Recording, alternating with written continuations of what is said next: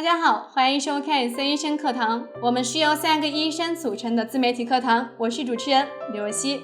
在广大中老年人女性人群中，尿失禁是一个非常高发的疾病，大约平均每5人当中就有1名患者，其中大部分为压力性尿失禁，主要表现就是在咳嗽、打喷嚏、大笑或运动时，由于腹部压力的增高而使尿液不自主地从尿道流出。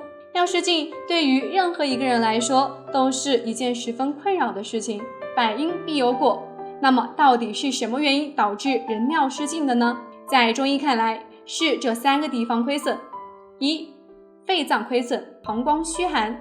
中医认为，如果人向来体质虚弱，肾气不足，下元虚寒，则闭藏失职，以至于膀胱气化功能失调，这样一来就容易发生遗尿。